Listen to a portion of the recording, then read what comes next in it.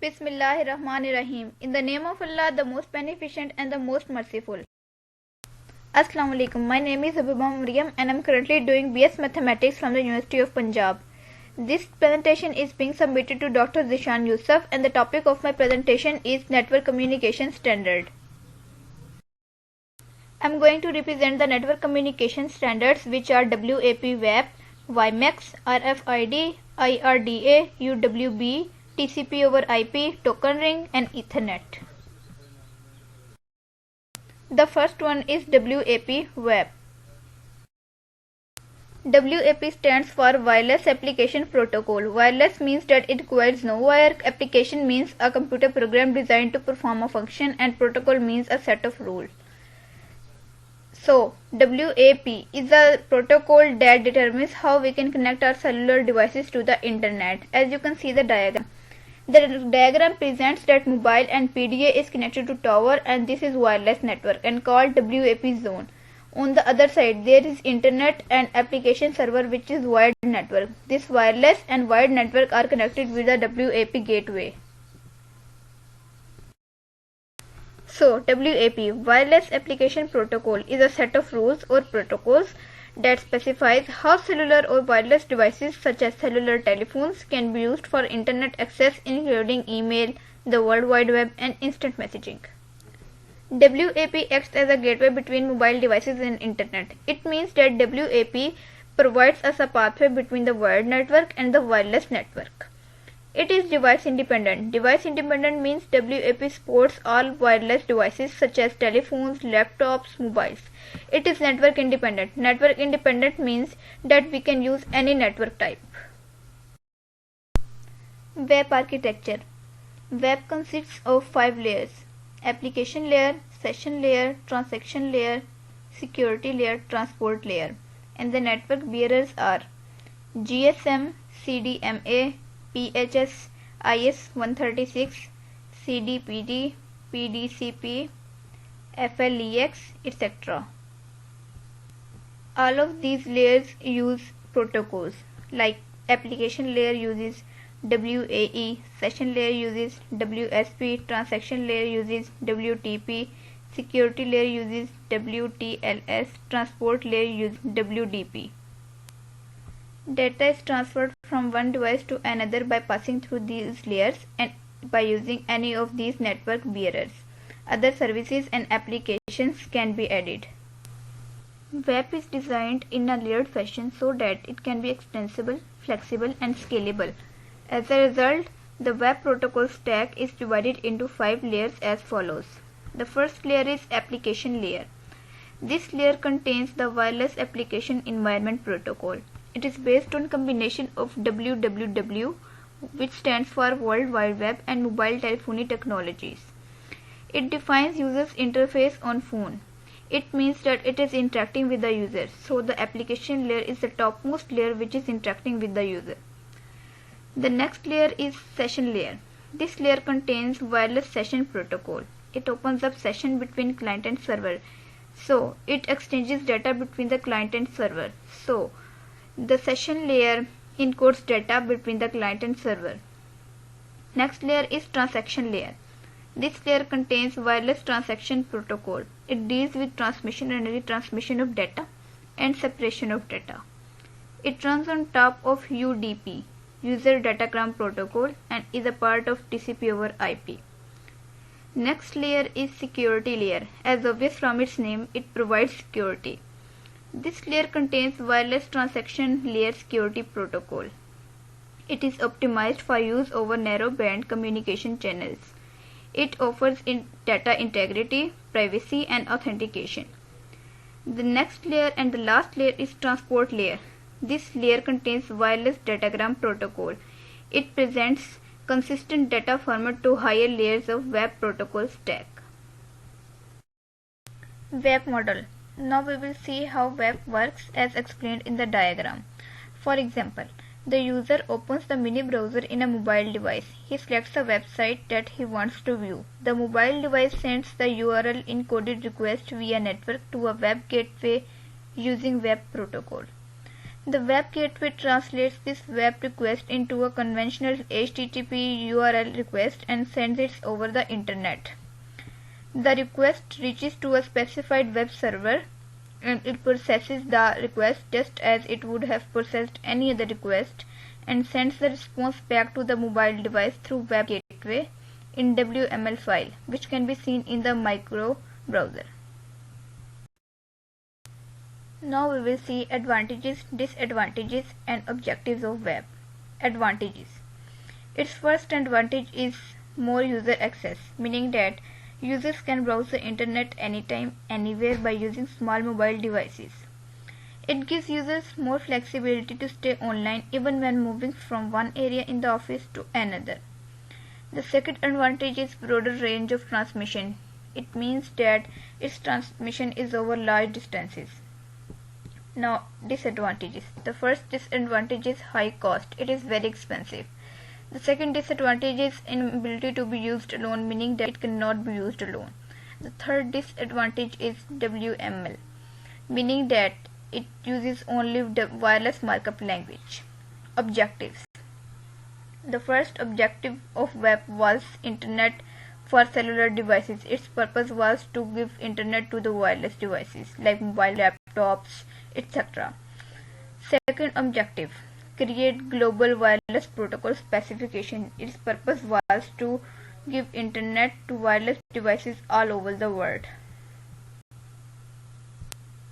Now, second network communication standard is WiMAX. WiMAX stands for Worldwide Interoperability for Microwave Access. Here I am talking about WiMAX 802.16. A question arises that what is 802.16? 802.16 is an IEEE standard. IEEE stands for Institute of Electric and Electronics Engineers. So, IEEE standard is a series of wireless broadband standards. So, WiMAX is intended to provide broadband connectivity to mobile devices. As you can see in the diagram, WiMAX is connected to the internet and then it provides wireless network to the Wi-Fi hotspot, mobile stations and residential access. It uses microwave, meaning that it uses microwave for its function. It can operate NLOS, non-line of sight. Non-line of sight means that if there comes a tree or a building along its path, its connectivity will not be disturbed. WiMAX is much higher version of Wi-Fi. WiMAX offers data transfer rates up to 75 megabytes per second, which is superior to conventional cable modem and DSL connections. This technology is fast, convenient, and cost-effective. This diagram represents the WiMAX architecture. WiMAX architecture is composed of three layers: physical layer, MAC layer, convergence layer. Physical layer. This layer is responsible for encoding and decoding of signals and manages bit transmission and reception. It converts MAC layer frames into signals to be transmitted. Modulation schemes which are used on this layer includes QPSK, QAM16, QAM64. Second layer is MAC layer. This layer provides an interface between convergence layer and physical layer of WiMAX protocol stack. It provides point-to-multipoint communication, which is based on CSMA over CA. The third and last layer is convergence layer. This layer provides the information of external network. It means that it accepts higher layer protocol data unit PDU and converts it into lower layer PDU. It provides functions depending upon the service being used. Some of applications of WiMAX are video conference, video streaming, voice over IP, and e-learning. WiMAX is used in all of these. The third network communication standard is RFID. RFID is an acronym for Radio Frequency Identification and refers to a technology whereby digital data encoded in RFID tags or smart labels are captured by a reader via radio waves. RFID is similar to barcoding in that data from a tag or label are captured by a device that stores the data in a database. In RFID, reader is sending radio waves to the object, as you can see in the first diagram. This object can be anything. It can be books in library or items in shopping malls.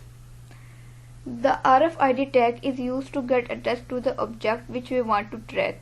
RFID is used for the identification of different things. As I have told you that reader is sending radio waves to the object. Whenever the object will be in range of these radio waves, it will send its feedback signals to the reader. RFID is similar to the barcoding. RFID provides the means to accurately identify individual components, badges of materials, etc. The computer systems can then use the unique ID to automatically update the records. Unlike barcodes, with RFID the object being scanned does not necessarily have to be within the direct line of sight.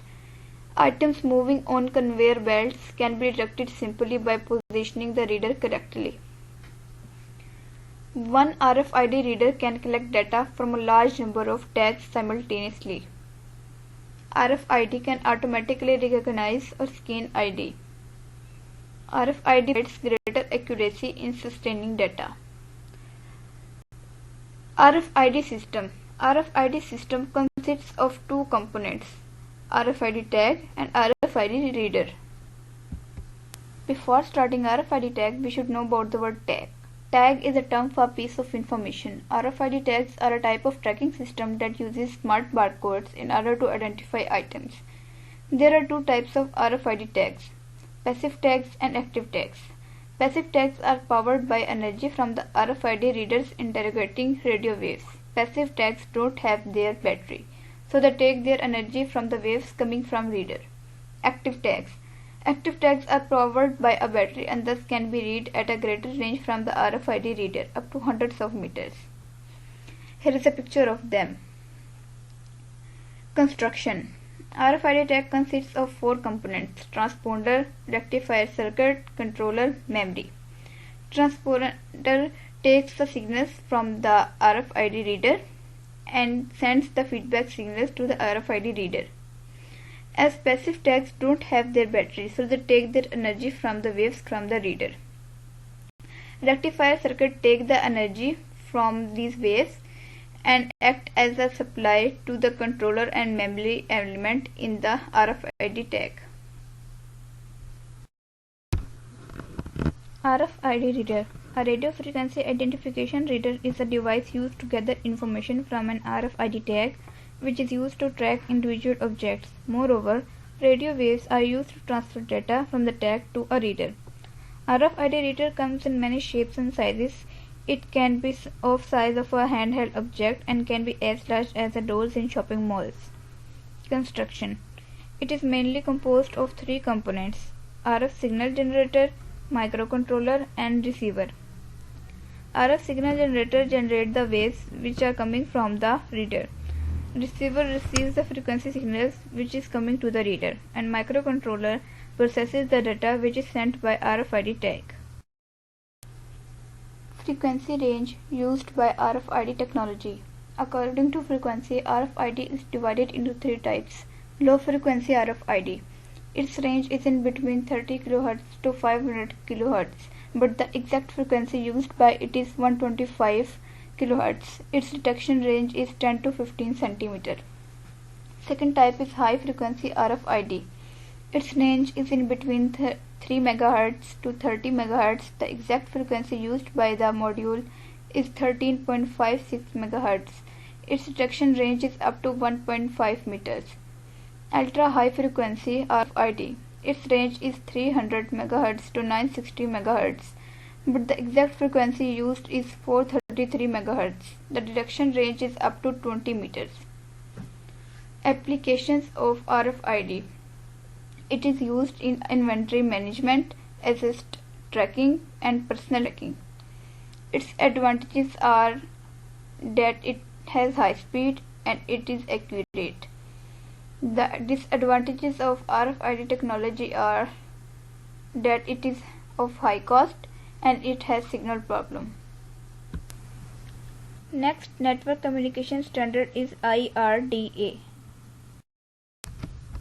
IRDA is an acronym that stands for the Infrared Data Association, meaning that a group of computer and device manufacturers that developed a standard for transmitting data via infrared light waves. As you can see in the diagram, there is an IRDA, basically a USB. It has low cost and low power. It supports point-to-point communication. Point-to-point communication means a connection between two communication endpoints or nodes. The IRDA also schedules meetings, conferences, and other events relating to infrared networking technologies. IRDA stack. It consists of 3 layers. The first layer is physical layer. It deals directly with bit encoding, error checking and connection, transmitting and receiving data. It also acts as a link layer. It converts binary data into signals. Second layer is Link Access Protocol. The mandatory IRLAP Infrared Link Access Protocol is the second layer of IRDA. It does following work. It uses service provided by physical layer, defines services provided by protocol, sets vocabulary, encoding and procedural rules. So it also acts as network layer. The third and last layer is Link Management Protocol. The mandatory IRLMP Infrared Link Management Protocol is the third layer of IRDA. It performs following functions. It supports walk-up and point-to-point connection between IRDA devices. It provides and supports multiple software applications.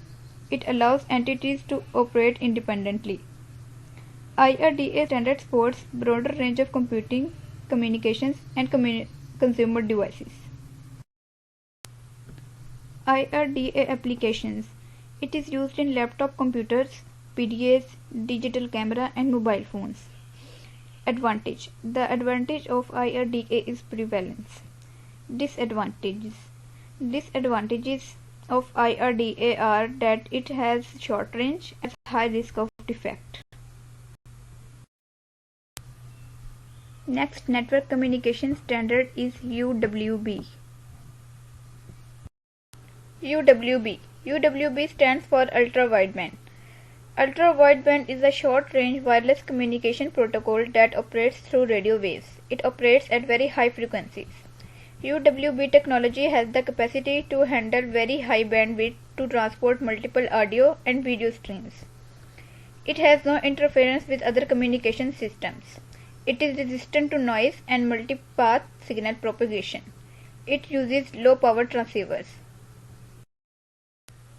Working. Once a UWB enabled device like a smartphone, smartwatch, smart key or tile is near another UWB device, the device starts ranging. Ranging refers to calculating the time of flight between devices, the round trip time of challenge response packets.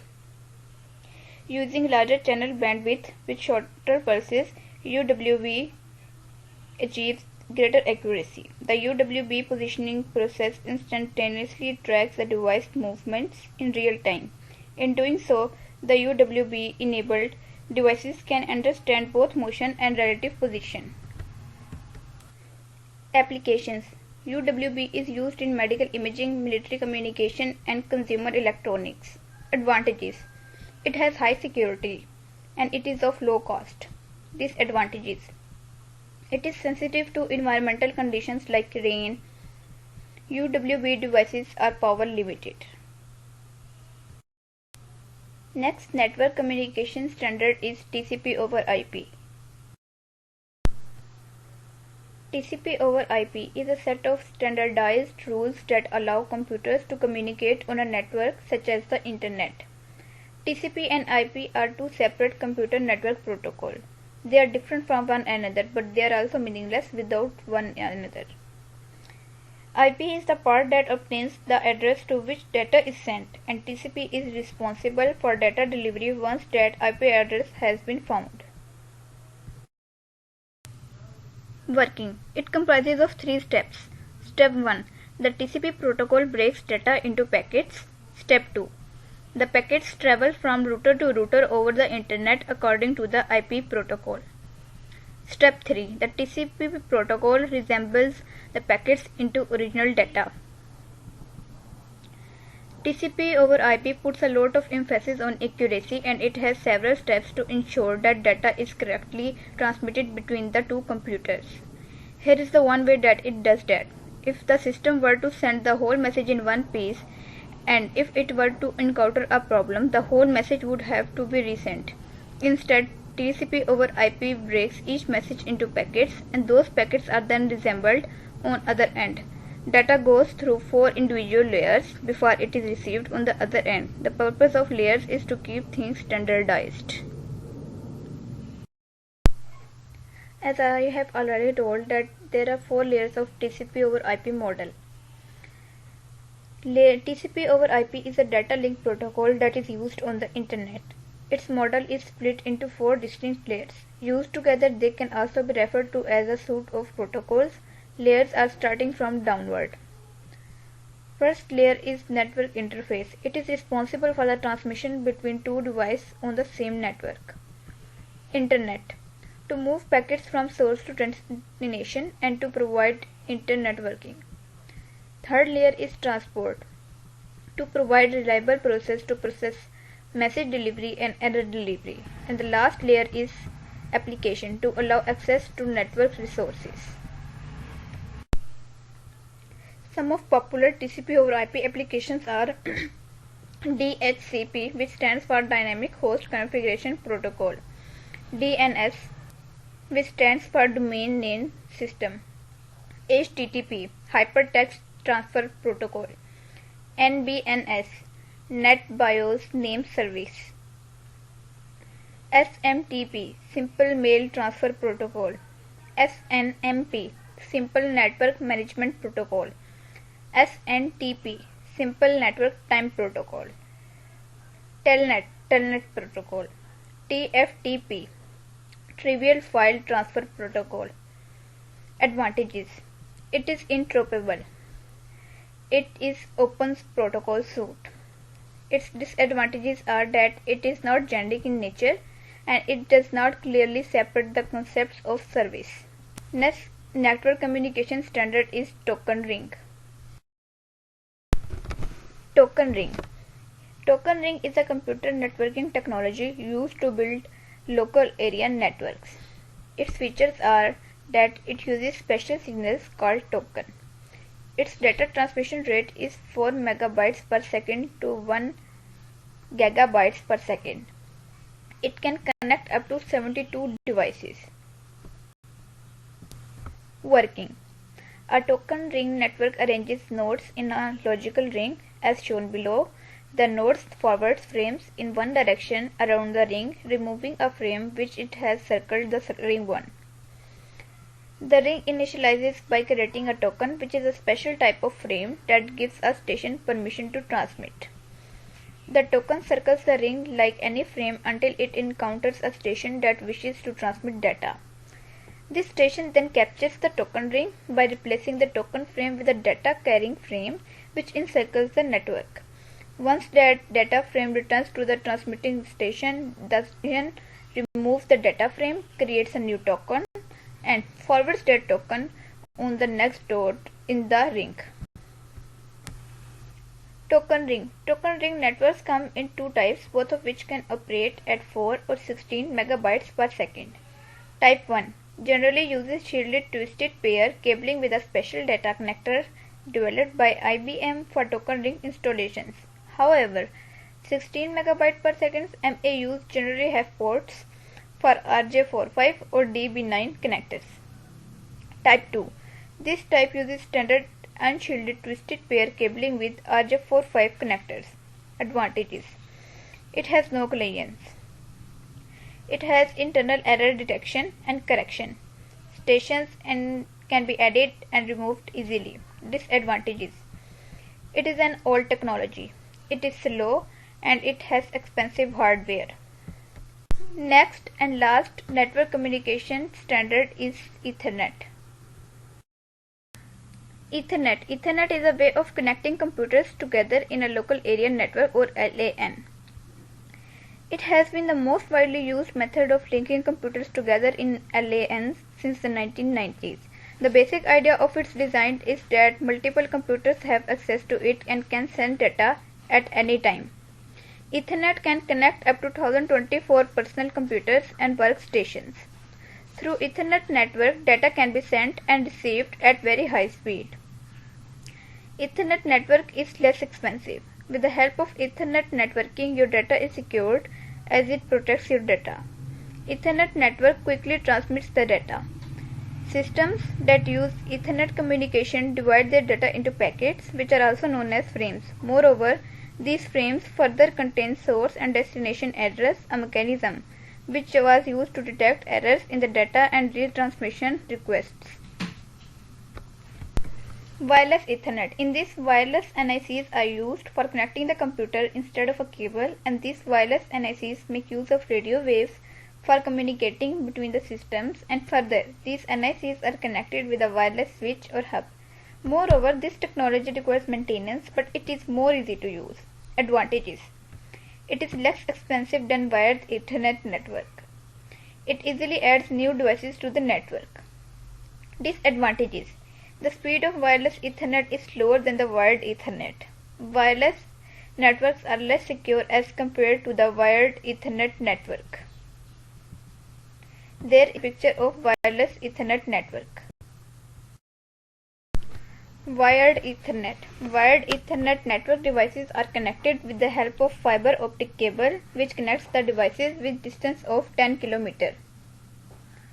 For this, we have to install NIC, Computer Network Interface. A unique address is given to each computer, and hence Ethernet establishes communication system.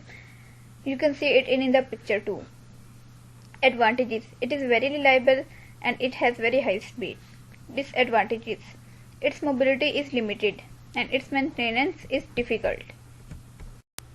Types of Ethernet network. Ethernet network can be classified into three types: Fast Ethernet, Gigabit Ethernet, and Switch Ethernet. Fast Ethernet.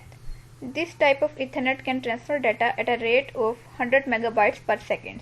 Fast Ethernet makes use of twisted pair cable or fiber optic cable for communication. There are three types of Fast Ethernet, which are as follows: 100 base TX, 100 base FX, 100 base T4. Gigabit Ethernet. This type of Ethernet network can transfer data at a rate of 1000 megabytes per second. Gigabit Ethernet also makes use of twisted pair cable or fiber optic cable. 48 bits is used for addressing in Gigabit Ethernet. The third and last type is Switch Ethernet. Switch Ethernet involves adding switches so that each workstation can have its own dedicated 10 megabyte per second connection rather than sharing the medium, which can improve network. Thank you.